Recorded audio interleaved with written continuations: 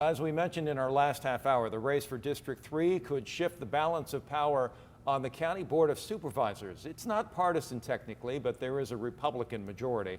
And we want to check in with political analyst Dr. Stephen Goggin this morning, joining us live on Zoom. Dr. Goggin, good morning.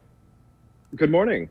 So we're talking about Republican Kristen Gaspar facing challenge from Democrat Tara Lawson-Remer, an economist who has worked in the Obama administration. It sounds like a very viable opponent, and things look to be pretty close right now. Absolutely, right. This is one of the local races that is very important, right, and kind of hangs in the balance depending on how votes break in these last few days, right? And while this is formally nonpartisan, as you mentioned, right, kind of the parties of these candidates are known.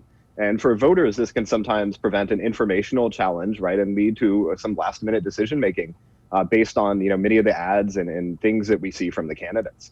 In terms of their campaigns, and Kristen Gaspar had said that she suspended her campaign for a while because of the pandemic, do you see one or the other doing a better job in terms of selling themselves to the people? Well, fundamentally, right, when we talk about elections, often the district matters a lot more than the candidates and the general makeup and kind of the partisanship and the latent preferences of that. Right, and for these local races, right, the candidates can make a big difference in terms of their name recognition through advertising and going out there.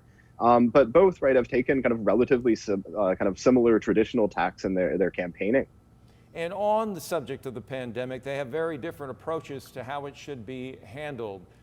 Kristen Gaspar has been against some of these restrictions that have been put in place, saying that we need to get the economy back open, whereas Remer has said, look, you guys let this thing get out of control to begin with. What about the arguments that are going on there? Right. Well, it's kind of the same division that we're seeing at the national level, right? This is a trend we've seen a lot, is that many local politicians, whether ostensibly partisan or not, right, are dividing on issues like COVID. It's very similar to the national level. And so given the polling on this, right, kind of nationally, right, Lawson-Remer's position is quite a bit more popular. But in this local area, right, in the local district, we'll see how it plays out in this election.